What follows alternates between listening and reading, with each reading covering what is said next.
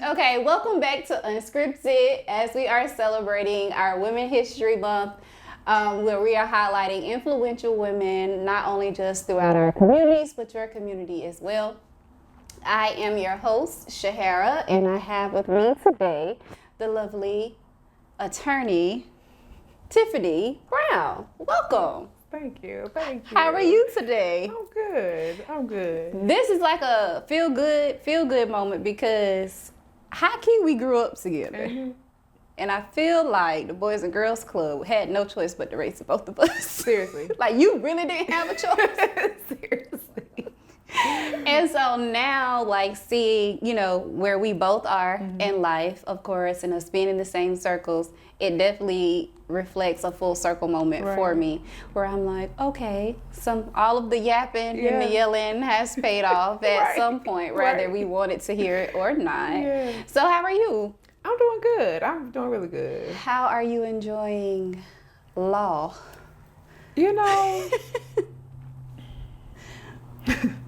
I always tell people, I think that now I can say, I don't know why I decided to go into it. It must have to be God. Because I feel like, when I was younger, it was like, oh, you like to talk a lot, you like to argue, you should go be a lawyer. It's like, okay, cool, I can do that. Yeah. I looked up how much they made. I was like, oh yeah, I can do that. So that was always my plan. But now that I'm in it, I realize that it really takes a special person to do it. Yeah. It takes a special person to do it. I agree. I don't interact with many lawyers on a personal level. It's always like on the business aspect for me. But just seeing what all you guys have to navigate through and keep up with and remember, like referencing. I always used to think when I saw like the libraries on TV, like the attorneys working in his office and he has like all these books, I thought it was like a front, like, okay, that's just staging. That's cool, until I started going to some attorney offices and started asking, like, why do you have all of these? Oh, these references. Any case liable to come to this door and I have to pull something or being able to go get the information. So, yeah, definitely takes a special person. Got to have, I feel like, an elephant mind. Yeah. Because how do you even keep up with, oh, this is like case such and such? And so I think that the real practice, most people don't know the cases. Like I would say older generations know the cases. Like my generation, we wouldn't necessarily know the cases. We would remember different facts of cases. Okay. So it's just like any other person's situation. Like if you told me a story, I'm probably not gonna remember every person in your story, but I'm gonna remember the facts of your story. Yeah. You told me like, this person did this and other. I might not remember who the person's name is. Yeah. But you remember specific facts. So it's more so like pulling out the important information of a conversation or a situation or a case, so you can remember that. Okay, I might not know the name of that case, but I can remember some facts and put those facts in. Yeah. And then the case will come up. I can, so it's really just remembering the key points of it to help you remember how to go look for it. How to go navigate for it. Mm-hmm. Yeah, I can see that. It's very similar with like medicine and the body, honestly. It's like, I'm sure every case ain't gonna be the same. Okay. But I got a little reference. Hey, you starting to look like such and such. We need to do. We're gonna try that first. If that don't work, we're gonna do some other stuff. Right. Absolutely. I always wanted to ask attorneys this, but I've never been like, again, personal. Can you tell when somebody's lying to you about their case? Yes. You can? You can. Not always, but you can. Mm-hmm. They start to, like, their body language, how they start, like, they can, I don't know if you ever sat in a case, but when a person is testifying from their attorney, they're, like, very polite, they're very pleasant, they're very whatever, but when the other person come up, they get very defensive, and now they're getting short and getting nasty and getting, so when you speak with a client, you kind of you can tell the shift in their tone, the shift in their attitude, the shift in their demeanor when you ask specific questions, and then their response gives it away as well, because it's like, oh, absolutely not. Yeah. It's like, you definitely did. You definitely did. Absolutely not means you definitely did. It makes me wonder how many of our mamas probably should have been attorneys. Like, I know you lying. I can look at you and tell that you lying. I'm like, well, we could have did something with this. Listen, we could have really been making us some bread. Listen, I was just telling someone before I got here, I was like, clients will lie to you. And for me, I said, for me, it doesn't matter to me, because you lying to me only hurts you. Absolutely. And it has happened where it's like, okay, I ask a specific question. Yeah. They tell me no. We get to court. We're in court. And now, okay, you can't get your kids because of the specific question I asked you. You told me no, but the answer was yes. well, I didn't think that they knew about it. Well, here we are. And they know, and I don't know. And I'm sitting here looking fool. And meanwhile, you the one that don't get your kids, not me. I'm going home. Right. With no kids, actually. I don't have because no kids. you do a lot with family law. Correct. So it doesn't pay me to never mind for you to, like, it doesn't make me to never mind that you lied to me. It's just, I'm trying to help you with your case so that I can help navigate. So if that comes up, I can know how to respond to that. Yeah. But if they're telling me something, well, I'm like, well, Yana, asked my client. She said no. And now we see the truth. Client, what you going to say now? Yeah, nothing. You're just sitting there looking crazy, and you're going to tell everybody in the streets it was my fault. That you didn't get your kids back, that you didn't. All of this is going to be on you. On me, because you withheld the truth from me. And again, I always tell people, attorneys are the only person that's in a person's life when they have a relationship that is confidential, that we don't have a duty to report. Yeah. You can tell me that you want to harm yourself. You can tell me that you want to kill somebody. You can tell me you want to kill yourself. And I do not have the duty to report that. I cannot report that. So out of everybody in the world, I'm the only one that you don't have the duty to report. You don't want to tell me the truth. Yeah, that's on you. Because that attorney-client privilege, I just think that was just real. Like, they be saying that on Law and Order. No, it's real. SVU with Olivia, like, you can stop talking. We don't have to do any of this or any of that. How has it been for you navigating the space as being, a Black woman attorney in a rural area here? I will say that I have been in Florence all of my life. Mm-hmm. And the amount of, for one, Black attorneys that I've seen, I can probably count them on two hands now. Right. And this is with my mom working at the courthouse and all this fun stuff for years. But I never, ever witnessed a Black female attorney. Mm-hmm. And now in Florence, do we have multiple? I'm sure that you all are all a part of like an association, something where you all, mingle and know one another. But it's just like knowing that we have and having that representation, even with like career fairs when we used to have them. Yeah. We weren't seeing, very much representation of us at all in that space. So I know you mentioned that someone was like, oh, you're very good at arguing your point and all of that. Was it strictly that made you really consider law? Or was it just like, I looked at this money and if y'all say that you think I can do this, I think I'm gonna do this? I think it started off with, I looked at this and I said, I'm going to do this. And then that was like elementary school. Mm-hmm. Middle school, because, at this point now, like, my family was like, okay, this is the route you want to go on. We're going to take you on that route. Yeah. So my parents, they set me up to shadow an attorney here. And actually it was a Black female attorney. Okay. When I was in like 7th or 8th grade. Her name is Phoebe Clark. So she works with the Wakila law firm. And so she's a Black female attorney. She actually graduated from North Carolina Central as well. And so when I met her and I shadowed her, she was the person that made me say, I'm going to do exactly what she did. Yeah. So I was like, I want to go to Central like her. I want to practice law like her. Because she was working in a big firm. She actually still works in that big firm. Okay. And so I knew that I wanted to do what she did because she was the only Black female that I saw doing it. Yeah. And so I think that was like my pivotal point where it's like, okay, I'm definitely going to do this. Before it was just like all talk. I'm a kid. I don't, yes, I have to be a princess. It sounds nice. Right. I'm still a princess. Like, I still want to do that. That is my and be a lawyer. Right. You know what I'm saying? If all else failed, me be the princess, I'm going to be a lawyer. Okay. And Mr. Brown was like, well, what she said she want to do is what she going to do. You know what I'm saying? That's what baby girl said she want. That's what she going to be. She's my princess. Right. That's a fact. So I shadowed with her and like she showed me that I could. Yeah. I think that before, like you said, because the representation is minimum to none, I didn't know that was even possible. I thought about it.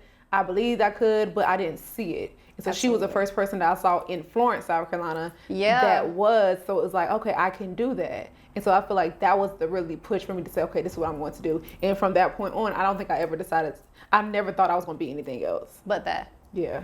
And that access and exposure comes up a lot in just about every interview that I've done at this point where it's like, I had either a slight idea or I had no clue, but I was able to get exposure somehow. And as someone growing up in Florence, like you said, your parents was like, okay, if we doing this, let's do that. Yeah. A lot of kids in our area necessarily don't have parents that are either that connected. They don't necessarily have parents who can look at them and say, oh, you have this in you. We're going to cultivate this if this is something you want to go with. And I feel like with the Boys and Girls Club, with the community centers that we have here now, children are getting exposed to different things than what we were once exposed to. Correct. And so healthcare was always prevalent here in Florence. And so for a while there, it was like that was the main thing that was being pushed, whether it was medical school, nursing, whatever, like you're going to do that. And then we had like maybe 4 or 5 people who were like, oh yeah, I'm going to go to school to be a dentist. And I'm like, a dentist, we didn't have no dentists come through here, you know, or these different things, or architect or engineer and design and things like that. And they started putting them at the Career Center in Florence. And so now they've broadened it, and like they have culinary and they have, you know, all of these different things, which I think is great. Yeah. But as a society and as a community, I'm not quite sure that we do a great job at exposing that, what's available. Yeah, most definitely. To the kids in our community. Most definitely. Like, yeah, we have people come speak. We'll have people, you know, do some summer things or whatever. Even like, what was it? Girl Scouts. Like, that's where I learned how to do sign language, you know, and never had any intentions on needing to use it, but I can at least spell out what I need to get to you. So some of those skills and things like that I feel like our children could benefit from, some of that insight, a lot of those connections, a lot of that exposure that our kids really need. You're like, yeah, I got that 10 years ago. I got that 15 years ago, you know? And so even with Mr. Brown being like everybody's second daddy, I feel like he took that on his shoulders. You know what I'm saying? Like with everybody's child, if you came there, everybody had their own. No, you don't come in here with your standard. You come in here to my standard. This is what we're going to do. And so seeing that being now placed on your shoulders, where you're like, how we were talking before, like, oh, well, I don't really need to be in the forefront. And I'm just like, sometimes that thing just in you to be, you know? And so a lot of what your dad did, you were with him every day. And to you, it may seem like, hey, it's not me being in the forefront, but you know how to communicate, you know how to connect, you know how to see a child or see someone and be like, oh, okay, so what do you want to do? And be able to guide them with that, because from your own experiences, and then how you continue to navigate through business. And I feel like for me, that is something that all of the women that I have spoken with align with, in that we're open about our journeys. Because we understand that, you know, we did this and we was thinking like, oh, okay, it's no big deal. You know, we did what we had to do type ordeal. Like, I finished law school because I had to. I passed bar because I had to. I wanted to practice law. But for some other people, that's such an inspiration to that. It's like, oh man, I always wanted to know, you know, was it really hard? Have people ask me, was nursing school really hard? I was like, yes. It was absolutely very hard. And it's not to deter them away, but it's like, you can also pick apart our journeys. I'm an open book with that. How did I become a business owner? I'm an open book with that. Do I want to be a business owner all the time? Not really. No. But it's certain things that I just don't want to give on. I'm an open book with that. You know, it's like, I'm a business owner because nobody hired me. I got too many demands. I'm like, you want me to be here? I got to say what? I got to come in what time? You want me to be here every day? What time? I got to clock in. For real. You watching my time if I don't come in? Oh yeah, it's that. But was it always this? No, it was a journey to get here. It was a journey. And that's the things that I feel like our younger community needs, because in today's society, there's so many different like avenues and doors open to them that says, hey, come this way, it's real easy. And I think that's what something that I'm like always reflecting on. I think that I learned it because it was shown to me. And it's really, the journey is about being selfless. Like, no matter your area of life, it's about being selfless. Because if you're always thinking about yourself and how you're going to do something, you're not going to be able to receive from anybody else, because only you're trying to receive from somebody else for your own benefit, That's not it. even knowing that a person is sharing with you because it's a mutual benefit. Absolutely. And sometimes me sharing, like people always ask me, like, a lot of attorneys say, well, thank you so much for sharing certain things with me, because if you didn't share with me, I wouldn't be doing this area. I wouldn't be doing it, whatever. And it's like, now, and of course you're my competition, but you didn't have to share this with me, but you did. And it's like, yeah, because I understand that it's not even about me. Mm-hmm. The law not about me. My business is not about me. Like, nothing is about me. And there's so much for everybody. Literally. If you think that me giving you this knowledge is going to stop me from receiving, then you have to think about that. Because again, because I am selfless, I'm able to, one, help people grow in their space while also maintaining my space. Yeah. And like I said, in the journey of life, I feel like my parents taught me that. My daddy was very selfless with his time. Like he would bring children over. Like, we always had kids over. That's what my grandparents are too. Like, they always had somebody living in their house. It's like every Sunday we go to the Sunday, it's like, well, who's this now? But because they were understanding, like, we have to be selfless. We have to give, because when you give unto others, it will be given back to you. Right. And so I think that that's what a lot of people are missing. And it's even in the sense of when people want to do things and go places, because they're thinking about themselves, they don't think about how can I put myself to the side to even get to where I'm trying to get to.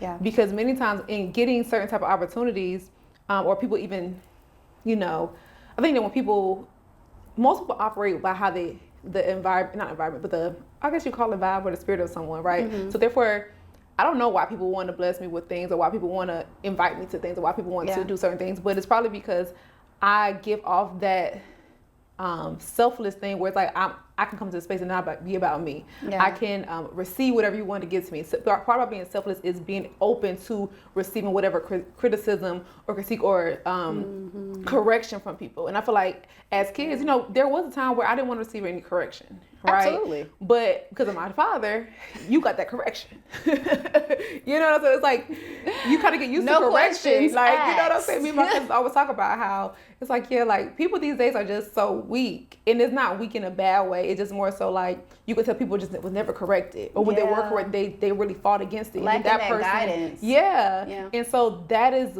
but being corrected is a part of being selfless, right? Because if you are selfless, you open correction, you open criticism, you welcome those things. And I feel like that's the hard part with our generation now, or even the younger generations, that they don't want to be corrected. It's about themselves. If I can do this, if I want to do it this way, then I'm going to do it this way. Yeah. And I don't care which way you tell me to do it, even though you are already there. Right. I'm gonna do it this way. And then they learn like, oh, actually, for some of them it works for them. For some of them it doesn't. So I feel like people have to really learn how to put themselves to the side so that they can really receive, because again, it's not even about us. Right. Whatever our area in life is not about us. So how do we get there without being so defensive? Mm-hmm. Yeah. That's real, because as women, being looked at already as a vulnerable population, I've had several instances where I felt like things were being gatekept. Mm-hmm. Versus it more so being like what you're saying, right? Like, hey, we're gonna be colleagues, we're gonna be in the same spaces, right? We're going to be that. And if I know something today that helped you and I freely give that to you, who's to say if a couple years later, a couple days, a couple hours later, it may be me reaching out to you or me reaching out to another attorney, that just opened up that freeness to share and that availability. And so for me, for a while there, I found myself kind of like closing off and not reaching out and not asking questions and not looking to form, I don't necessarily even say relationship, but associates to say, hey, I'm not even really sure about this. It's like the vulnerability to look inadequate, the vulnerability to look like, oh, I don't know what I'm doing, because for us, without having that much representation, it's almost as if when you show up, you better go in there and knowing what you're doing. Versus walking up to somebody who's been in business for years as an adult. Like as a child, I'm sure it probably was like, I am here to learn everything. Tell me everything, and it's kind of like, I can help you. But as an adult, walking into some of those spaces with other adult women who are, been in the game 10, 20, 30 years. It's like, hey, you know, I'm looking to get into da-da-da-da-da, woo-de-woo. It's like, okay, yeah. And everybody seems very much so like, yeah, let's do it. Yeah. But everybody the welcome is very different. It's like, yeah, girl, just let me know. We're going to exchange numbers. And then I call and you ghost. Right, because I'm going to call. You tell me to call you for anything. I'm going to call you. Calling you tomorrow, Hey, well, how do you navigate or have you Yeah. got to navigate through X, Y, and Z, even if it's something like contract agreements? You can give me a reference. Yeah. Because that's just me. I'm going to do the work. So by the time I'm calling you, it's because I done beat my head 27 times. Yeah. And I'm just like, all right, let me call such and such. She did say I can call her. And then I call, and you like, okay, yeah. Either you give me a half behind answer, or you be like, yeah, I'm going to call you back. Right. And I don't hear nothing. Then I got to shoot you a text and feel like I'm begging. I'm begging. Like, Get on your hey, nerves. Hey, I'm just following up to see if, and then nothing. Yeah. But then whenever you stick to the course and whenever you do your thing, whatever, it's always amazing. Yeah. Always amazing how people spin the block. And you know what? I somebody kind of recently told me, like, basically had a similar scenario of that, of like, you know, a person telling them that they should reach out. And I was like, you know, the reality of it is that you are supposed to connect with who you're supposed to connect with. As many times, God doesn't allow certain people to give you knowledge because He knows what they're going to do with it. Absolutely. He knows what That's their true. heart is. Like, He knows that, okay, if they give you the key, they going to tell the whole world that they gave you the key. True. You're right. Where she, because I told her how to, she knew nothing about no contracts. But because she called me and I broke it down for, you know, but people do that, right? And so sometimes, like, because the people that He wants to give you the information, the people that He wants it, they do it. Absolutely. With the free, you know, like Freeness. nothing. But for people that He doesn't want to, it's like His will really be done. So there's been a lot of times where that happened with me, where, because I'm that person, because I'm now 5 years in. So I mean, and even still now, like when I meet people and meet new attorneys, I'm always gonna meet a new attorney to try to connect with them, especially if they're doing something that I don't do. And if they do something I do. And they've been doing it for 10, 15, 20 years. Oh, yes, please. Come on. Give me the knowledge because you've been doing it for so long because I'm ready to give up today. I want to stop today. So you did it for 20. Give me to not stop at 5. You're doing something right. Yes. Because I want to stop at 5. So give me the knowledge. And so there's been so many people that will say, you know, call me whatever you need me. And so I do, right? And I realized that it took people time to get used to my calls. So I think that people, they say that originally not knowing who you are, but then they realize who you are because they have had more conversation with you. They kind of they kind of feel your spirit out. So now they're like, they think that we friends. It's like, we're not friends. We still colleagues. I respect y'all for who y'all are. Like, you know what I'm saying? I think I'm a person where people will maybe feel as if we're friends. And I'm just saying, like, no, I care about you and I love you, but we're not friends. You know what I'm saying? We're not like that. We're not like that. But I thank you for everything. Like, you are the GOAT. Thank you. You know what I'm saying? Like, you are my mentor. You're my colleague. Yeah. And I appreciate you for being such. But yeah, there's a lot of times where I have, specifically like being a Black female attorney and going to these spaces, I think that there were more times than none. No, there was more times that I walked in space more confident than I walked in not feeling confident. And I think that, and that's good. only because when the places that I did not feel confident in were the spaces I should have felt, that I should have felt confident in. The places I felt confident in, I probably shouldn't have felt confident in. What I mean by that is there's times where I will walk into a courtroom, I will walk in confidently, and they will say, hey, you know, come sit over here, like where everybody else is, but all the attorneys are up there. So I'll kindly sit down where they tell me to sit at, and then when my case is called, I get up and I go to the stand, do what I need to do, then leave, and afterwards, oh my God, I'm so sorry, I didn't know you was an attorney, you should have said something. No, Why did I have to say something? Like, I don't know where I can go sit. I'm fully dressed. I have on a suit. Nobody else in here have on a suit. I know where I was going. You stopped me from going there. Okay, again, I walked in confidently. Right. Granted, for most other people would have been offended. They would have told the person off. They would have been like, I don't, you know, they would have got an attitude. But no, I calmly sat down because what I've learned is that when you walk in places confidently, places where people don't know you, they're going to know you before you leave. Yeah. So it was like, okay, I'm going to sit here because they're going to have to call my case. Yeah. And I'm going to stand up and they're going to address me as Attorney Brown. Right. The judge is going to address me as who I am. So therefore, by the time I leave here, you're going to know who I am, even though you know who I was when I walked in. Absolutely. And so then there were places that I walked in, didn't feel confident at all. And then the judge was like, turn around, come up here, come sit up here. Oops, excuse me. Oh, I'm so sorry. Excuse me. Thank you. Excuse me. You know what I'm saying? So like, it's really weird. So I learned to just walk in and just adjust to the environment. Don't get offended. I know a lot of my friends, they get offended when those things happen. I have to remind them, like, listen, but did they know who you were when you left? Okay, because when I left, what they said probably was that, oh, she's an attorney. She was so sweet. She didn't be rude to me. Because most people would say attorneys are rude, they're nasty, they had a little attitude, all that type of stuff, right? So not only did I left as the attorney, I left as a sweet attorney, the one that didn't go off on me, because most attorneys would go off on you for handling that way, So what do you mean? What do you mean? What are you talking about? With the others? You know what I'm saying? The general population. So yes, I learned to like just go in and be you, and when you leave, they'll know who you are. Yeah. Those that need to know who you are will, because everybody don't need to know. True. Everybody don't need to know who you are. Some people you need to stay hidden from. And I had to, like, it was very difficult originally, but like I said, that was a humbling experience for me.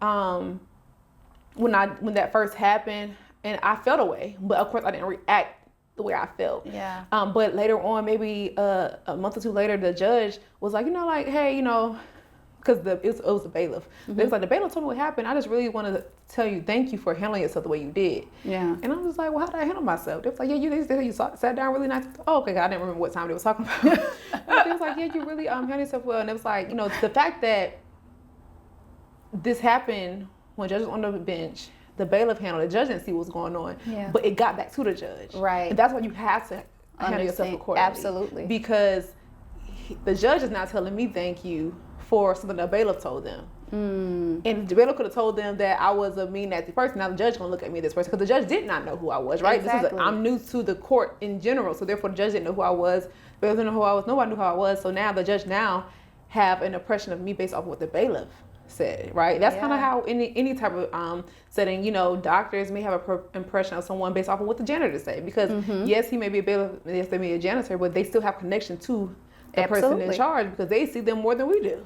They're in front of them more than we do. So I had to learn, like, in those spaces that you feel as if you don't belong, still act accordingly, because you will always be where you belong. You're going to always be where you belong. So you have to act accordingly. Don't act like you belong there. Just be there. Just be there. And how are you going to be while you're there? How are you going to be right there?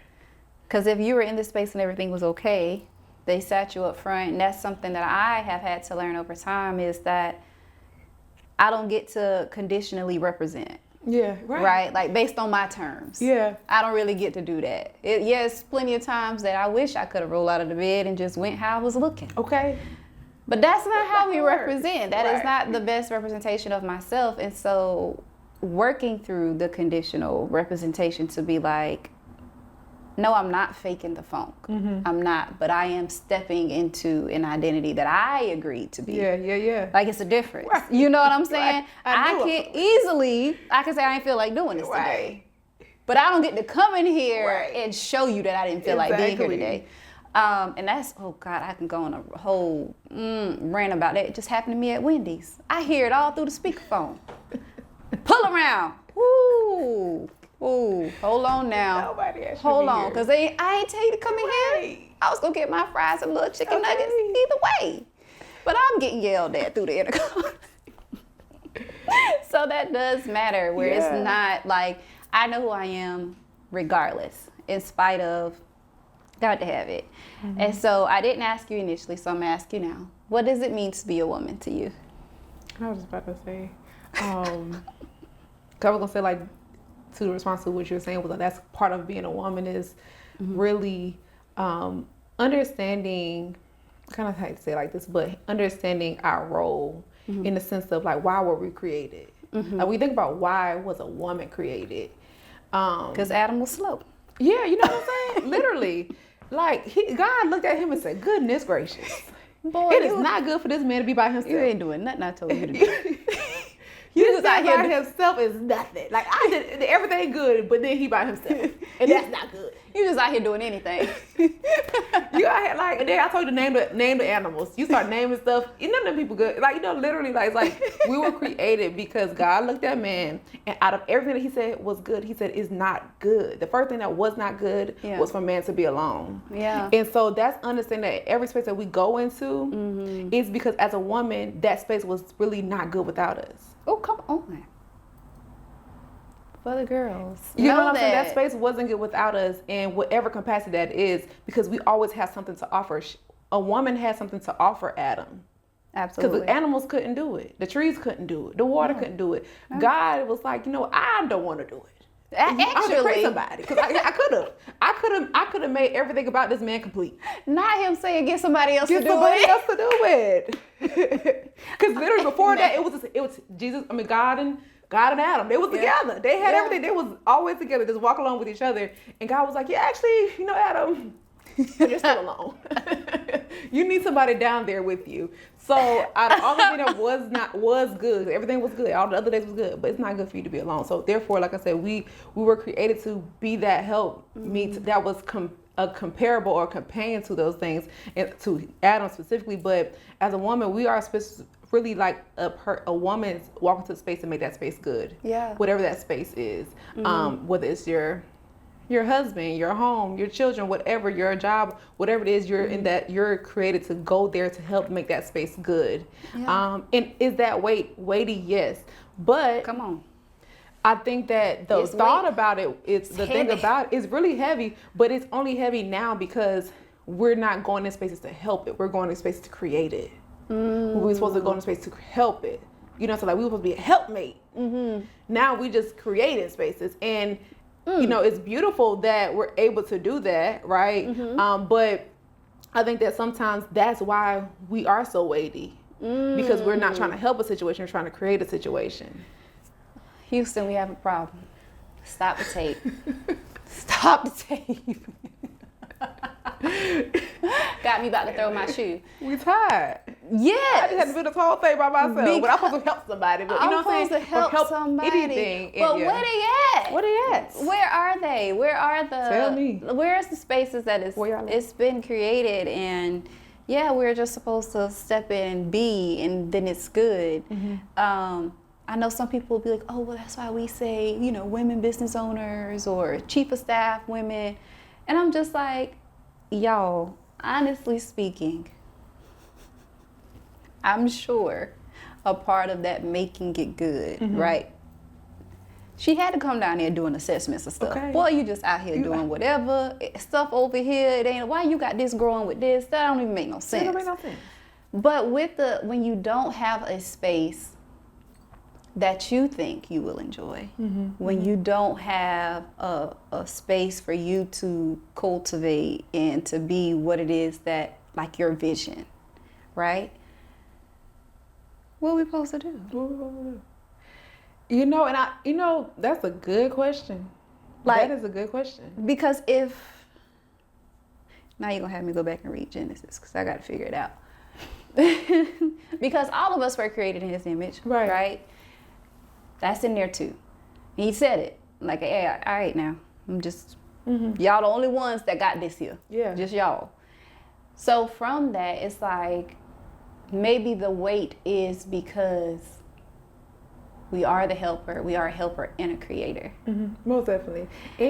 Yes. And it's good. Like, we can't, I could take off this hat and just help, right? But if there hasn't been anything established, then what we doing? And most men, or matriarchs or whatever, they take on the idea of, again, they're supposed to create, like, I just provide and you manage, or I provide and you guide, or, they love to say, I bring the bacon home and she cook it. And that's cool. That's cool. That's okay. But what do you do as a female who's like, I don't really like the way you're doing that. Like, that ain't really working out. Even with things like healthcare, law, different sectors, engineering, tech, where women are really coming in and disrupting spaces, because it's like, don't get me wrong, I appreciate y'all creating this, but y'all gotta get it wasn't together. really designed with us in mind, Haki. So now I do have to recreate this space. That's what I'm saying. And that's what I was meaning in the sense of like you're going to the space to make it good. And so sometimes making stuff good is pulling up weeds. Yeah. Killing weeds. Excuse me. You know, redecorating, reorganizing, like making those spaces good is that. So it's not saying, that's what I'm saying. We're created to make it good. Like he saw it wasn't good. Okay, I'm gonna create a woman. So we are making stuff good. And I think that as a woman, I think that for the woman that don't like it, I mean that's really something she has to reflect on. And what I mean by that is, I think that I can use myself as an example because I'm a single woman, right? I don't have a husband. I don't have kids. I don't have those things. Do I desire those things? Of course I do. So it's like, what do I do when I desire it and I don't have it now? Yeah. Like, what do I do in my life? Because I'm not anybody's quote unquote helpmate right now. Exactly. Yeah. So what do I do? And I was just meditating on this other day. There are things as single people to do. There's things for us to establish and to make good while we're waiting for that. Because when you get to the point of having to be in that, the energy that you had when you were single is gone. Absolutely. Like someone was like, "Yeah, Tiffany, you gotta enjoy your sleep because you love to sleep. How are you gonna have a kid? How are you gonna do this when you have kids?" That's why I don't have any kids right now. Do I desire them? Yes, but I do like sleep. Okay, because I do get up at 5 o'clock in the morning, just randomly, because I got my sleep. I was in bed at 8:30. You know, so I think that we have to what you feel like you are purpose to do, and do that, because I think in your purpose everything else falls into place. Absolutely. And so I think, but also say I feel like I'm purposed to be an attorney, right? So with me being an attorney, okay, I feel like I'm purposed to be an attorney, but I feel like I'm called to be a mother and a wife. Okay. Two different things, right? And I say that because my purpose isn't about me. Okay. Like my purpose is about serving other people. So do I like being an attorney all the time? No. But I understand it's not about me. It's more so about who I am in those spaces. So therefore I know that God called me to do this because he knew it took me to do what I needed to do in this space. So I can not like it and still do it. Yeah. Because it's a purpose. Your purpose is about helping other people. But I feel like I'm called to being a mother and wife because I feel like that is a space in the area that he knows that I can thrive in. Like he feel like I would be a good mother. I couldn't be certain things, but I have to do it in his way. Right. And that's the part that I don't like. Okay. Because callings are doing something that God tells you to do. So that's why most pastors don't like being a pastor. Most people that are called to doing certain things, they don't want to do it because it's like they understand the sacrifice that it takes to do those things. And so I feel like a woman, we should operate in our purpose and not call it. I feel like we have to really take our time to know what that is. Not know what we want to do, but what we're called to do or what we're purposed to do. Because many times we all want to make money. Come on. We all want to be kept. We all want to live in our soft girl. We all want those things. And Lord, on make it happen. Over there, St. Lucia, somewhere. You know what I'm saying? Real far away. Okay, growing sour side. Let's do it. You know, we all want that, right? Yeah. And I believe God wants that for us too, but he's also saying like, well, what are you, like, are you doing your purpose? Are you doing things that even afford you? Like, if I know, how can I trust you with what you want if you're not even doing what I'm calling you to do or what I'm purposing you to do? Like, because again, what your purpose to do is not about you. It's about other people. So you're not even want to serve other people, but you want me to give you the desires of your heart. That ain't even in line with what I have for you. And I think that while you're doing, giving and serving and doing things to help advance his people and help his people, because I feel like law helps people, healthcare helps people. Absolutely. It is not always fun, but I know that I can do that, and then he's going to reward me by giving me the little things I desire, you know? Absolutely. So I think that as women, we have to really, are you doing what you want to do or are you doing what you feel like your purpose to do? And I feel like when you figure that out, it makes your purpose less weighty.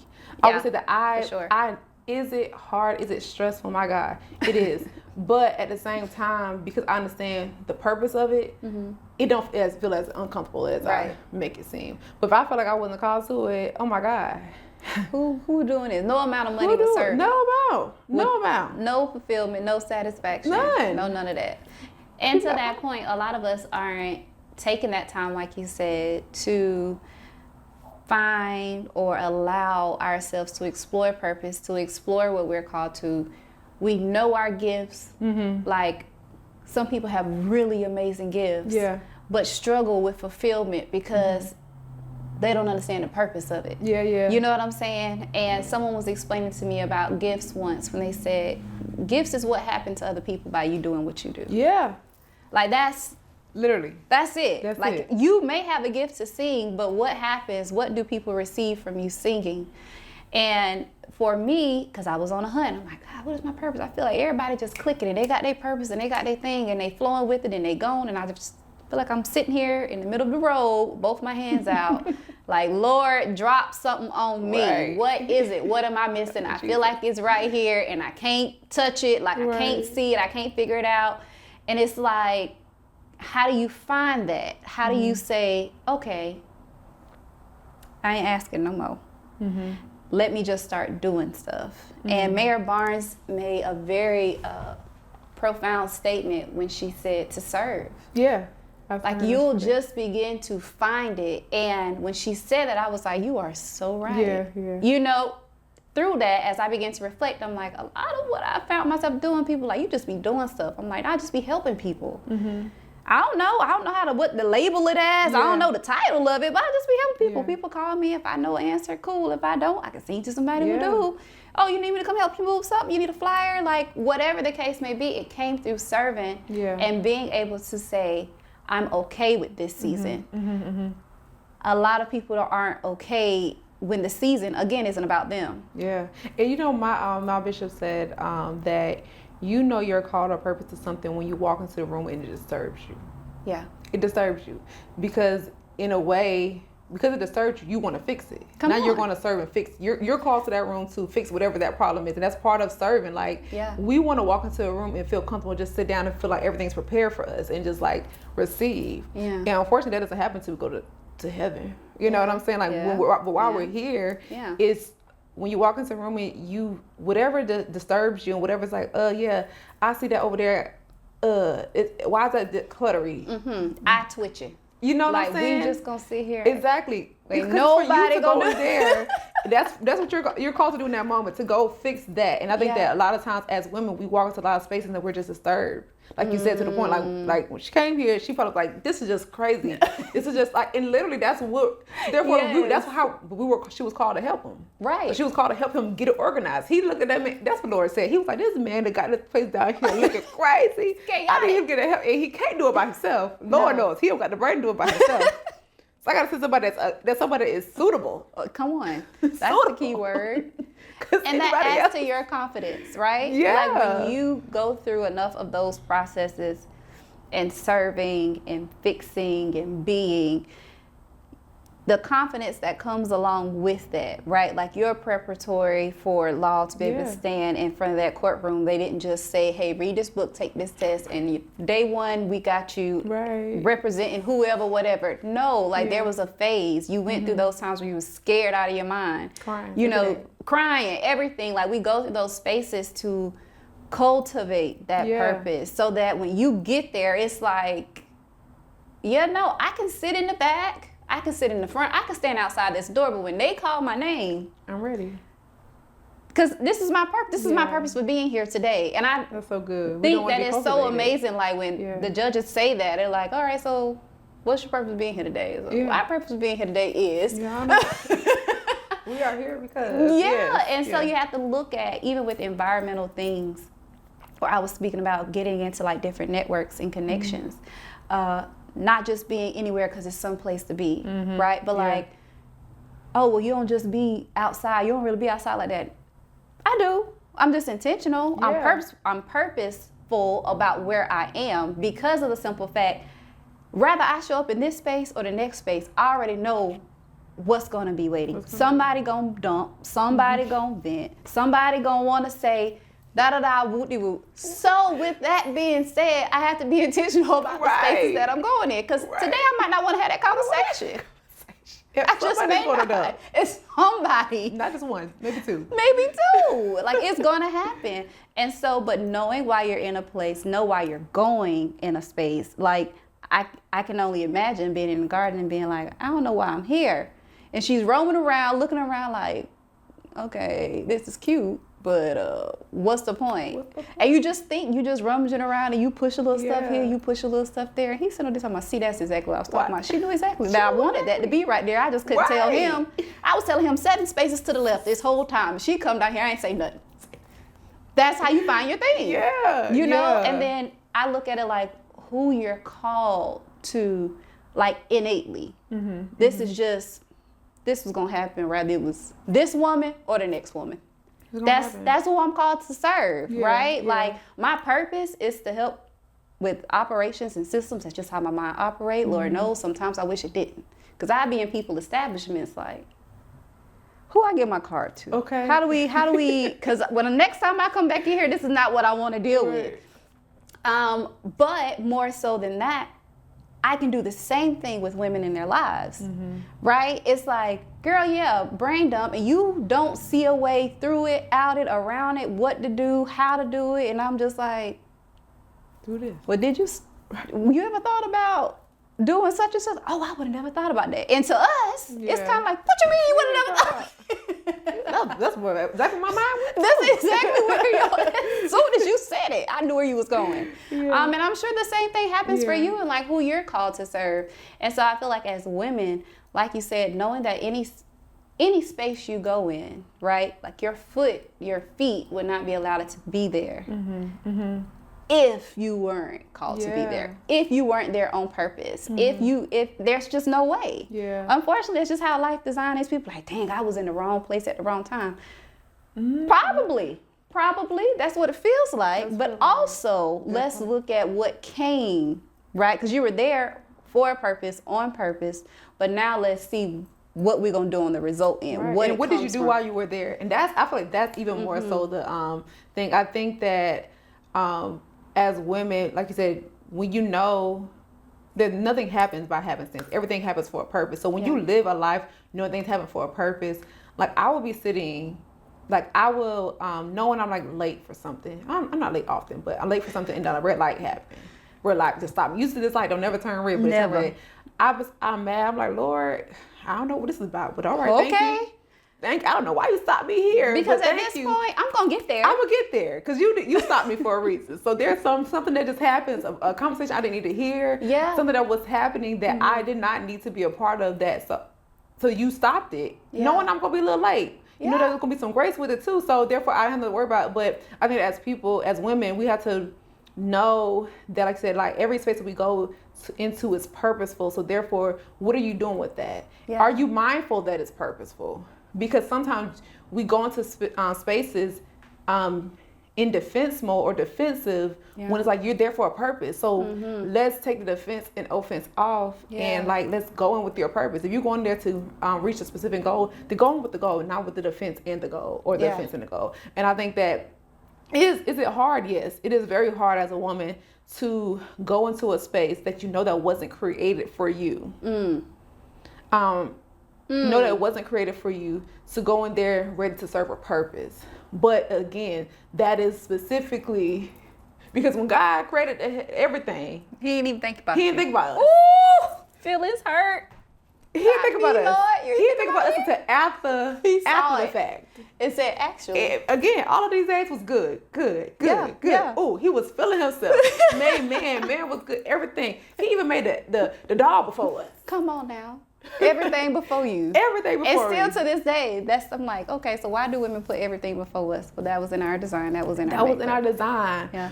But even with all of that things, like I said, all that stuff he called good, he still said it wasn't good that he was without us. It wasn't good enough.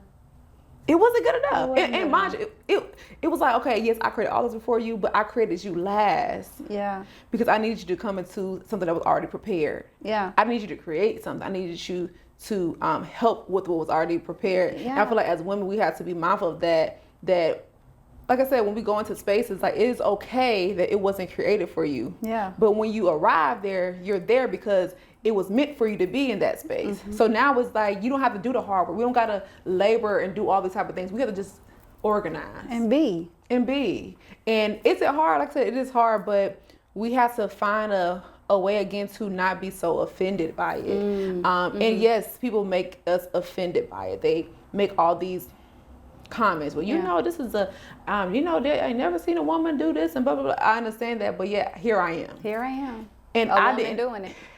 I'm here. And I didn't ask to be here. I'm here because literally nothing happens by mistake. I'm here because God wanted me to be here. So here I am. Lord, what I got to do here? Because I need you to help me hurry up because I ain't got time for this. Yeah, what we stuff. doing? What we doing? You want me here? Okay, you said I ain't supposed to be here. I'm here. Now what we doing? What we doing?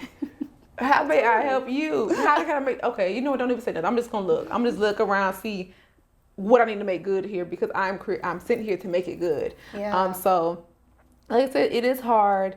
It is challenging. But again, this is to the woman to know that you are good. You are good and you're there to make it good. So it's more so about knowing who you are, knowing that you were created and purpose to do that. Like you were specifically created to make a situation that was already good better. Yeah. To facilitate greatness, essentially. It was good before. This is great. This is great. This is great. You're doing a great job. And so when you know that as a woman, then it makes you walk into those spaces different, like, because I think a lot of times as women we do feel like we are at the bottom of the totem pole, like we're going against everybody. It's the black woman against the world. And it's like you feel that way because the world was already created for you, and the world trying to make it seem like it wasn't created for you, but it was. And so it's like you have to know that for yourself. You have to know who you are. And I think that it really starts with trying to teach young girls that. And we know it's a cycle. It's a cycle. And I keep praying for the generation because it's going to continue to happen. Like and I try not to get frustrated. Right. Lord help me, please, because I have daughters. Yeah. And so now it's a lot of I'm like, why you go to therapy? Because I got kids. Yeah. I got kids, and I see me and them. Yes. I'm like, where you get? That's me. That's me. Let me go right on back in here and sit on this girl couch. But it matters and it's frustrating because you do want better. And then it can feel defeating at times because it feels like it's going to take so much to make it better. And it takes a lot to not retreat from the vision of better. Yeah. Especially when everybody else ain't trying to see the better. Okay. Everybody oblivious to like, oh, what you mean? Nah, we can't. And I'm like, y'all, it's so many more of us. We could do X, Y, and Z. Even with certain things in the community that I speak about with other people and just saying like, oh, we will really benefit from this, type of stuff being in the center or these type of things. And we can say it all day long, but then when it comes down to like executing and getting things done, it's like, oh yeah, no, the city said no, or oh well, we don't know if they'll let us have that in there. And it makes you again, you get into the creating space because that's also the offensive and the defensive. And it's like, well, I'm just saying, what does it take? Like, you don't want to hear it from me, and immediately we go to because we're women. Yeah. Then it's like, okay, well, we won't tell you no, but I'm going to tell you that this is all the things that you're going to need for zoning, then you got to get it signed off by this person. Man, I done been up here to see you 37 times, and you just now giving me this list. Now I'm tired. Right? Because it's not like we're just doing this, right? You're not just practicing law. Yeah. You're being a daughter. You know what I'm saying? You're being a friend. You're being a sister. You're being an auntie. Yeah. You're being present. You're in different organizations. So it's like, while people are expecting us to just, oh yeah, well you keep going, girl. I'm like, I need a little bit more than I keep going. Okay. Come on now. We got to lead with something. Like, you got to give us some guidance. And so I feel like the important aspect is connecting with people, knowing what you need, connecting with people, being open to, like you said, the receiving, the giving, and saying, how can we tackle this together? Because better is there. It's there. We're here. We have arrived. Yeah. It may take us organizing ourselves a little bit more and looking at ourselves a little bit more and saying, now, this is not my strong point. Okay. If you know that you bad with finances and budgeting, please don't sign up to be nobody treasurer. Okay. It's a different type of weight. Or a business owner, my God. Because why are we doing that? Huh? Yes. Because you ain't going to be able to afford it. Well, I ain't going to say you're going to be able to afford a CPA for the first couple of years. You may. But, like, let's just be honest, like, starting with being honest with ourselves. Yeah. And sometimes we are so in a hurry to help the next person and say, oh, well, look, I see that cork in your eye. Let me help you get that cork out of your eye. Meanwhile, your eye. I'm over here with, Try to. can't even really see for real. Right. I'm seeing the cork in my eye, Right. thinking it's a cork in your eye. But we have to be willing to self-reflect first and see, hey, you know what? This is something that I need. And being able to be vulnerable to come when people come to you and say, hey, I really feel like you'll be great with this. Like you can help me out. Yeah, that's cool. I'm not in a space right now. Yeah. But I'm spin the block. Right? Because sometimes you're just not in that in that space of making it better. Yeah. Sometimes it's just, all right, I'm in a space. Let me try to see, get my bearings together, and then I'll reach out when I'm ready. So having that community, that network of like-minded people, not just women, because I have some really dope men, guy friends. That really help us out and, help us navigate these spaces, especially the entrepreneurial world. Now them phone calls. Okay. I'm like, listen, I called you. You didn't answer the first time, but this is what I did. You did what? I'm like, I did call you. That is so mean. That is so mean. I did Didn't I call tell you. No. You should have waited. How long do I have to wait for you to call me back? That was 2 days ago. Yes. That's so mean. And until you are able to cultivate that, and I'm so grateful now that, I'm coming in connection with more women who have done business and, been in different environments so that we can come together and be like, you know what, I was just thinking about that, and not see it as like competition or not see and be offensive about it and shut down like, oh, I was thinking about doing that first. I'm like, well, do you know how dope it is to have 3 people who think about doing the same thing? Right. That's 3 different communities of networks and connections that we can tap into. Yeah. That's 3 different ways that you don't have to worry about running your brain around. Right. Send me somebody, huh? Seriously. Real quick, how long have you been in business? 6 years. Okay. Yeah. That's to my point, because I've been in business 5 years. Can you imagine? I feel like I probably used you for something probably like 3 years ago. Yes. Maybe 3 years ago. That means I was 2 years in. Like what we both knew 2 and 3 years ago. Oh man. Doesn't even equate to what we know now. Yeah. No. You know what I'm saying? Oh, I feel like that's the other part of like growing, not only as a business owner, but as a woman in general. Right. And like even going to spaces that you're trying to do things as general. It's like, when whatever you ask for, whatever I asked for at year 2, I wasn't able to receive it, not because of my idea at year 2. Yeah. It's because I didn't have what I needed at year 2. Yeah, I didn't even have the capacity. You know what I'm saying? I couldn't even get a business loan with 2 years in business. Yeah. They said we need to see how your business is working. Yeah, absolutely. And that works. I think that works in life in general. Is like understanding that, like when we have a vision for something, understanding that our vision doesn't mean that it's supposed to happen now all the time, but it's a vision, and so it's sticking the course. Not getting weary in the well doing. Like it's really okay. I had this vision.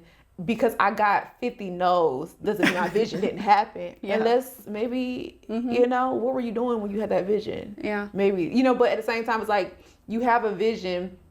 It can be so discouraging when your vision tells you no 50, 100, 200 times. And it happens, right? But at the same time, it's still your vision. You have to, like you said, to put it in the proper perspective of, well, that was 3 years ago. I now have so much stuff under my belt now. I actually know more about what I see my vision looking like now than I did 3 years ago. And so if I gave up on my vision 3 years ago, we would never be here. And I wouldn't, you know what I'm saying? So I feel like that's something else that when we do get discouraged, it's like sometimes you have to put a beat on it. And it's not putting a beat on it because it's not possible. It might be because like, do you know everything? Do I really have everything I need? No, I don't. That part. Like if I was to walk up to you right now and say, here you go, what you really gonna do with it for real? I ain't gonna know what it is. You can just be sitting there what I'm saying? Yeah. Yeah. I mean, that's not how I saw it though. I saw it though.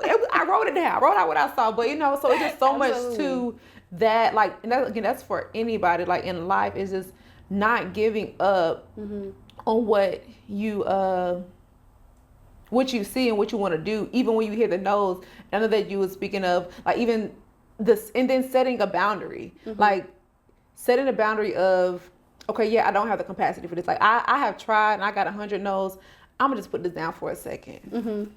Not giving it up, but I'm gonna put it down for a second because it has overwhelmed me. It has discouraged me. It has made me feel as if I can't do it. Yeah. So I'm gonna be real with myself and say that because of this, I'm gonna give myself some time to just feel those emotions. Absolutely. Versus allowing that to make me feel as if, well, I'm just not going to do it anymore. I'm just going to leave it alone. Because it just like, even like as women in relationships, you know, we get upset about something and then we speak out of our emotion that moment because we're upset. Yeah. And then, of course, maybe a day later, I'm so sorry. You know, it's like because... Oh, you go back and say, oh, I thought about you that. know, I thought about it. Yeah. I mean, all of us, I don't do so all of us at ain't that much grown. anymore. I used to do that. I don't do that much no more because I give myself like if somebody offends me or makes me say, I give myself a 24-hour time to respond. Okay. Because I know. First of all, this is what I do for a living. I can come back at you. The clapback is real. I can think real quick, but I don't want to offend you because you offended me. Yeah. So I'm gonna give myself a 24-hour time to respond when I'm offended. Yeah. Now, if I'm not offended by what you're saying, we can have a conversation. We can have a conversation. But if I'm offended by it, because I understand my offense means that I got to get on defense mode. Now now we gotta go. What they say, you know, she said go high. I'm going to. Yeah. I'm going. You know, there. I'm going there. So please don't offend me because I want to go there with you, and I don't want to. So I'm gonna give myself some time, but it's really like giving yourself that time. Like as when we have to really give ourselves time to feel our feelings. That's my point. Yes, because so many of us feel like in order to be in business or to be successful in life, you have to disassociate from your feelings and say, yeah, no, I'm fine. Have your poker face. Yeah. I'm like, so you gonna lie to yourself for the sake of somebody else? Listen. So much so that when it comes time for you to actually feel what you really should have been feeling all along, you have no clue what it feels like, and you panicking. Like I'm having anxiety. Okay, you are. I don't know now what I'm feeling. Now you gotta take a whole week off because you just let yourself. You really have to feel how you feel. There's so many times where, and my dad laughs at me now. Well, he laughs at me sometimes after the fact, of course, about what I was crying about after, whether it's court or after it's a mediation or after something that has to do with the court. Like he laughed at me like, you was crying about that? It was like, yeah, because my feelings, I felt away. Was hurt. Yeah. And like, it was something so small, but again, even though it's something so small, that doesn't negate my feeling about it. And sometimes it could be for my good, it could be not for my good, but it's either way, it's like, you was talking about that, really? It's like, yes, like I just all I did was had to cry. That's now it's over with. Yeah. I let my feelings out. But the longer I sit up here and act like it's nothing or it's water under the bridge, now this one emotion is building into a whole nother emotion. So now maybe like the third time, now I'm blowing up. Now when I it started needed to cry, from, not cursing you out. You know what I'm saying? Like all I needed was a cry. Maybe 3 of them. But now I'm calling your names, calling your mom and calling everybody names because I needed to get a cry out. I just needed to cry about it. You know what I'm saying? And sometimes women just cry. Yes. Like, Stop holding that in. Just cry about it. If you need to call me to cry about it, call me to cry about it because we're going to cry about it. That's that. Pull up. We're going to have a crying session. We kicking it because I don't even know what you crying about. But I would rather you call me crying because you just need something to cry about versus you crying because you need me to come get you because some stuff that went left. Because something went left. Because it's me. Call Tiffany. Okay. Call Tiffany that I'm on the way. We gonna meet you over there. Go meet you over there. Because there were 3 cries before you got to this point. I promise you there was. So part, feel how you feel. And really like I think that society has, it has toughened a lot of women. So therefore like we're not able to be, and I'm not going to say a strong woman because I don't think that women necessarily need to be strong. I think women just need to be women. And that's my point. Like, just be a woman.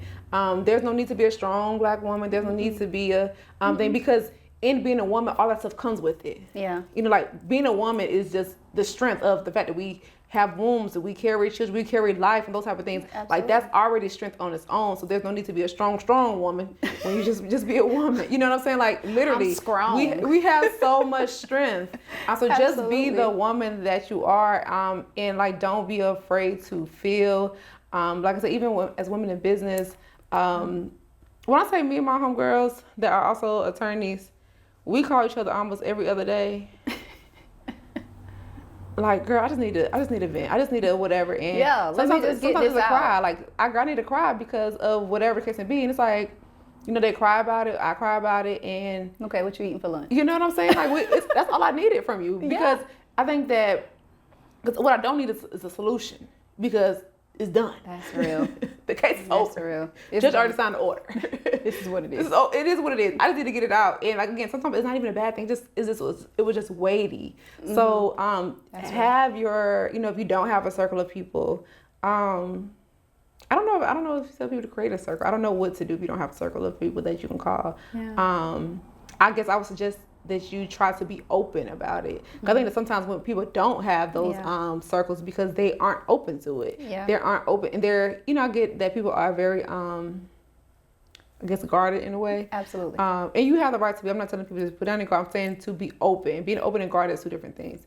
But being open to meeting people, because I think that when you're open to meeting people, things come. The right ones come. Absolutely. But when you're guarded, you can't get nothing through. And nothing out. And nothing out.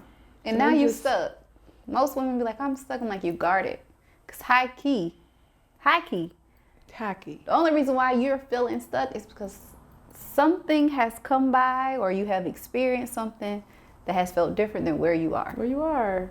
And you have either decided that it was not good enough to move you from where you were, which is the guard. Yeah. Like, yeah, no, you can't come over here with that. Right. Or it's just you're afraid. And fear is a guard. What do most people do when they're afraid? They're guarded. You know, we put alarm systems on our house. Why? Because I don't even want you coming in here. Okay. I don't even want to have to talk to the judge. I need to hear you was rolling in my driveway. Exactly. Someone's driving in your driveway. Okay. Ring. Person Right. noted. Right. People walk across the street. I'm like, that ain't got nothing to do with over here. Got me about ready to get up with my pistol. Exactly. And you talk about person noted. What? But yeah, so we become guarded with that, and you and that creates a stuckness. Yeah. Because you like, oh, I don't know where I really want to go. You just told me 27 different places that you done thought about going. What's making you guarded? So now that gives me a different talking point when speaking with women about who feel stuck. Yeah. It's like, are you stuck? Are you guarded? What's the holdup? In other words, something you ain't letting something in a gate, and you ain't letting something out a gate.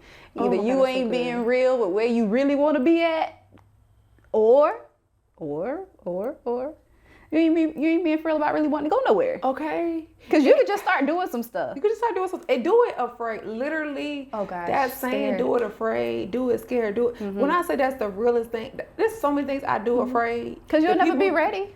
You'll never be ready. There's some people like, how do you do it? Listen, I didn't want to do that. I didn't like doing it. I literally do things that I don't want to do. Yeah. Just so that I can say that I did it afraid. Like, I want to show fear that it doesn't have any type of hold on me. Yeah. Because once you do stuff afraid, you want to do it again. Yeah. Now and the you stuff, enjoy it. Yeah, that's what I'm about to say. And then some people like, you ain't scared to do that? No, girl. No. 10x that last Okay. week. You should have saw me last week. You stressing out now. Exactly. You should have saw me last week. Like, you have to do it. Like, and even just an example, like my mom, like she's always like, she says that she's scared of flying. Now, why? I don't know why she's scared of flying.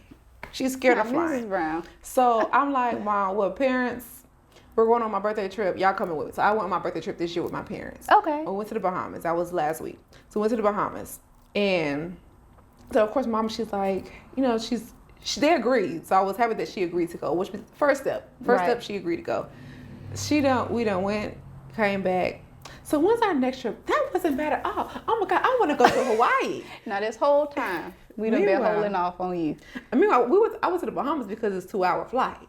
Because, you know, it's just 2 hours. Yeah. She said I'm going to Hawaii now. Oh, girl, that's about a 7 and a half. You know what I'm saying? Mom, you ain't ready for that. And we got stops. Okay.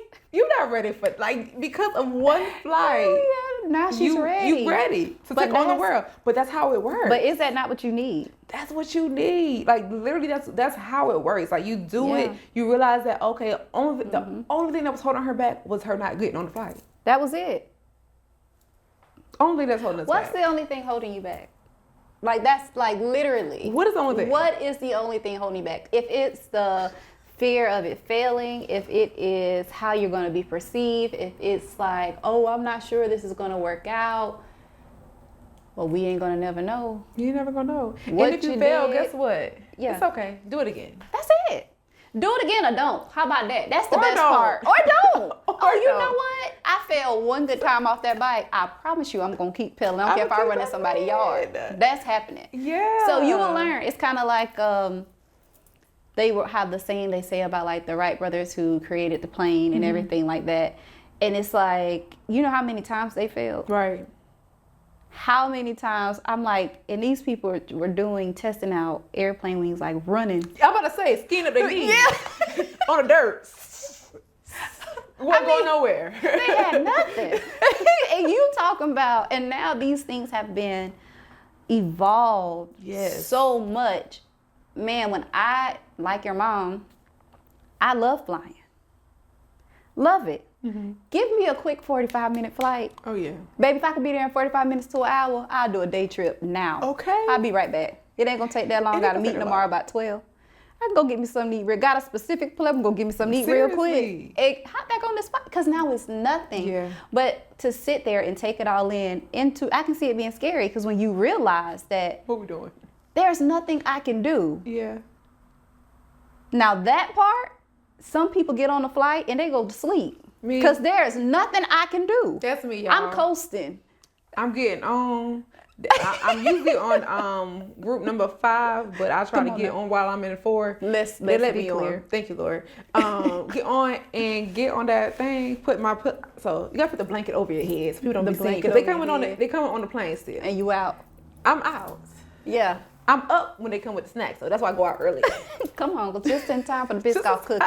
For the Biscoff. Bring that for I'm gonna get knocked out because literally there's nothing else I can do. I'm strapped in. And then you have some people who got on the flight and they're anxious the entire time. Yeah. My mother-in-law, when we flew to Oklahoma, she had her Bible open. Yes. She was ready. She had everything for if this start going down, I got it ready. Okay. And I was like, man, you have been tense for 2.5 hours.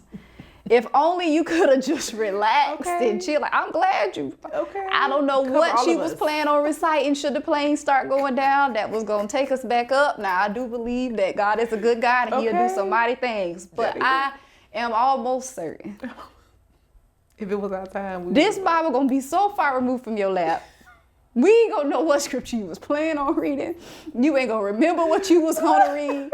But that's, some people are in that state. And so then you have people who consider flying and just they guard it. They stuck. I want to go. That looks like a beautiful place. But if the only way I can get there is flying, I ain't going. Yeah.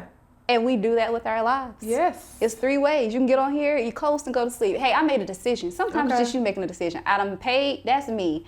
I have paid my money. I done bought the outfits.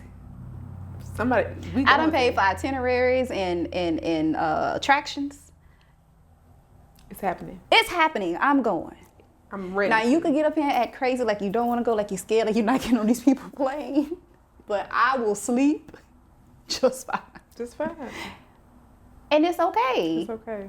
It's okay to do things anxious. Yes. It's okay to be afraid. It's okay to even, to some point, be aware of the possibilities of risk. It's what my whole job is based off of.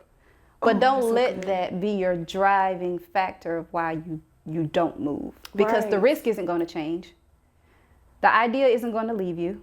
If it's for you, if that's what you're supposed to be doing, you're going to wrestle with that. Listen. Every time my sciatica act up 3 o'clock in the morning, I'm like, boy, I feel like Jacob. This has got to be the thorn in my side, this sciatic nerve pain. Please. No, seriously.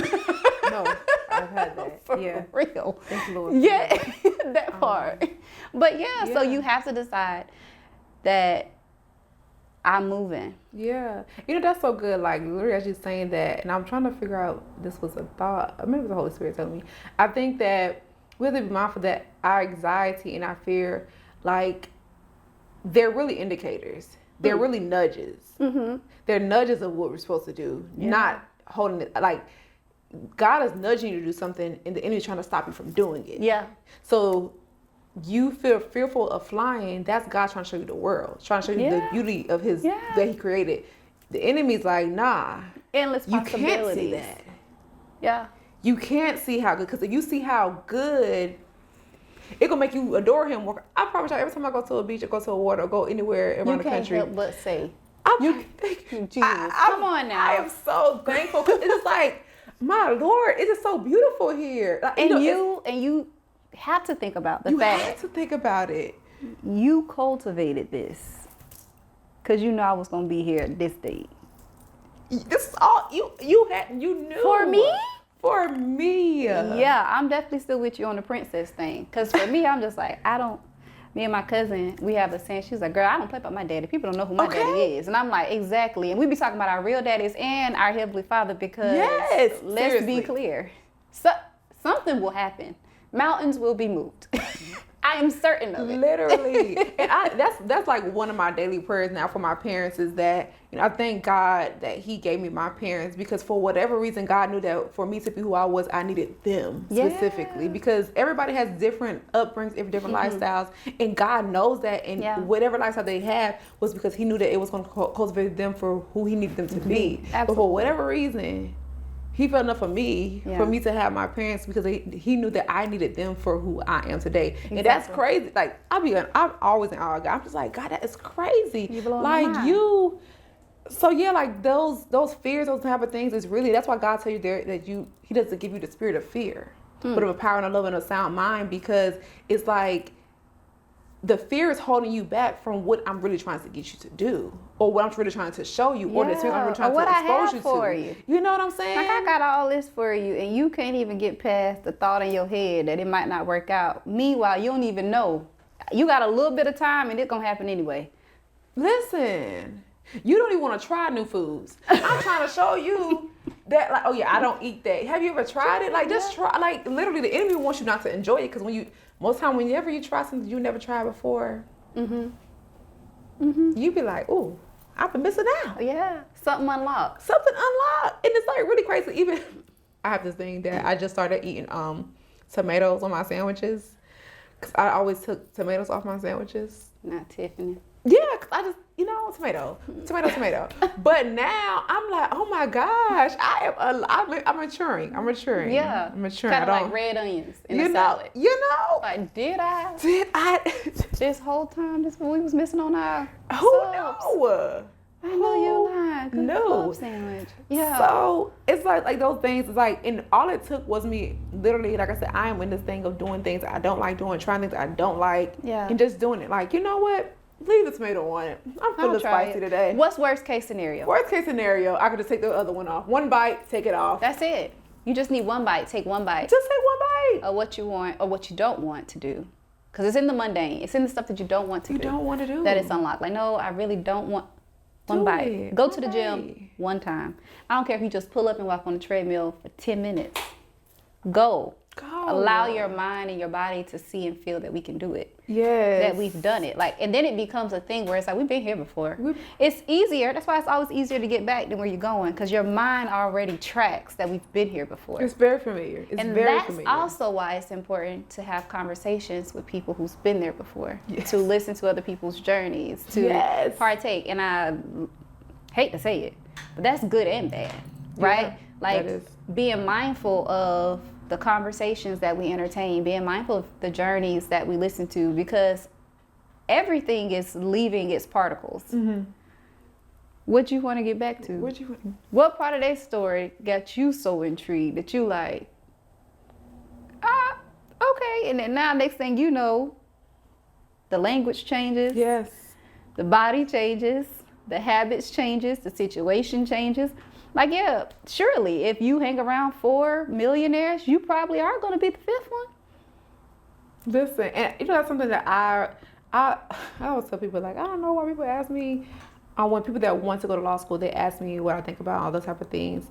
I try my best to be not necessarily honest with them, but more so real with them. Yeah. What I mean by that is, because honesty was that I didn't like it. I hated it. It was, that's honesty. Trash. It was... Don't do it ever. That's the honesty. But the realness of it is that I did it. Yeah. The realness is I survived it. The realness is that I accomplished my task there. Yeah. And so, was it hard? Yes. Was it depressing? Yes. Was it all those things? Yes. But I did it. And so I don't ever want a person to think that because I did it wasn't hard. Yeah. Or because it was hard, they shouldn't do it. Yeah, no. So it's like, do the hard things. Do the hard things. Like, it was difficult. Hard things, but you have to know that it's still something that you want to do. Because if you go into something and not knowing this is what you want to do, or something that you were called to do or whatever, then because law school, medical school, nursing school, all these schools are meant to weed people out. Absolutely. That's why the process is so meticulous, even with applying. Yes. I'm like, God, boy, y'all You want don't my know me left in arm there. and my left leg just to get in here. And to pay the fees. Before and after. You know what I'm saying? Like, you pay all these fees. Yeah. And so it's like, it is these things, but the realness of it is that it's possible. Absolutely. So you doing it is based off of your decision of, do I really want to do it, or is something that I want to do because somebody else? Because it looks nice. Because it looks nice. Because I want to do it. So I get that, but you get there. You tell me. And mind you, I always encourage people to do what they really feel their heart tells them to do. Because I have some people say, "Well, I don't really know. My mama said I should do it." It's okay. Well, do you want to do it? Oh, it really doesn't matter to me. Okay. Well, you want to think about that. You're the I'm gonna need answer. something to matter to you though. Because if you get there, you're gonna lose your mind. Come on. And I don't want you to lose your mind. Let's talk about oh God, we can't because we gotta go. But listen. Not being in places where you ain't got no business being. Career, personal, being in places that you don't have no business being will cost you your mind. Cost you your mind. It will cost you your mind or your identity. One or the other. Many times both. Many times both, because the mind is, seriously, it's gonna. Oh my God, it's gonna cost you. And you chose those things over. Wondering why you're in turmoil and all this because you lied to yourself and you ain't got no business being here. All because it was some good money. And mind you, let me tell you, like it's straight. It's straight. Because once you get like, I understand that it is a different person's mindset. I feel like I'm that person where it's like, once you get a certain amount of money, you realize. My mental is more important than money. Some people it's like, know what, I would lose my mind for the money. Kudos to them. They got a lot of money, okay? Do your thing, sis. But not me. I need some I need to enjoy my mind. Yeah. So I can make the money. That part. Because if the money start making me. Come on, Players Club. Make that money. Don't let it. That's another tip. Make that money. Don't let it make you. She didn't say no lie. That's so real because no lie it will make you. You got some people saying, I don't know how I got here. I just woke up here one day. Yeah, because you let that money make you. You let it make you. Don't do it. And now you try to figure out how to get out of here. Come on. It is very real. So it's like you gotta know. You gotta. Come on, Lisa Ray. We appreciate you for that one. If you ain't gave us nothing else. Lisa, real. My girl, you ain't give us nothing else. This is the thing about money that people really don't. Like, once you get here, you realize money is actually the easiest thing to make. It's easy. It's the easy thing. Like, I can walk outside right now and sell my phone for something. If you just got to leave with something. If you just need to make some money real quick. You could make it. It's the easy thing to make. What is not easy to do is to sustain it, to steward it, all those type of things. Grow it, invest it, flip it, turn it over. You know what I'm saying? Flip it up, smack it. That's the hard part. And so don't let it make you, because especially because a lot of people make a lot of money and then they don't have nothing to show for it because they don't know how to properly handle it. And that's a whole nother conversation for another day. Man, I can't even close how we regularly close because I feel like we done closed it 7 times. Yeah, we did. What will you normally tell women who feel like they're stuck, or what will you tell someone navigating that space? And like we gave that, like time and time again, several nuggets. Like if you feel stuck, maybe you just guard it. Making the money, don't let it make you. Do it scared. Yeah, it really is so many different things. If I had to wrap it up, like re-wrap it. Re-wrap it. I would say, like, and kind of how I started, like, women, you are there to make stuff good. So just make your space good. Your space first. Make your space. Make your space good. Because the thing about your space being good, like, every space that produces something, produce some good fruit, has enough to harvest. It have enough to overflow. So therefore, your fruit that you make good in your own space is going to provide us so many other different spaces. It's going to open so many other doors. It's going to oh Lord, there's this scripture. My God, Lord, I don't like to give people scriptures where I don't tell the thing to the actual chapter. But a woman, she her husband died. He had a debt.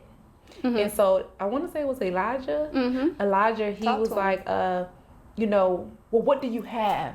Come on, Go what you home. got? What do you have in your house? Because what you need is what you have in your house. You already have it, because as women, again, we were created To make it better. to make it good. So therefore, we already have everything we need in being a woman to make things good. So therefore, you have to just go back to your house and see what do you have in your house.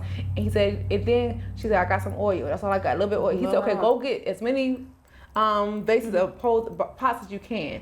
And so therefore he said, then go into your house, close it up, because ain't nobody business what you're doing in your house. Come on, close it and up. start pouring. And then so pour until you can't pour no more, right? So she poured, she took all the stuff back. Then it's when she finished all the bowls, it stopped pouring.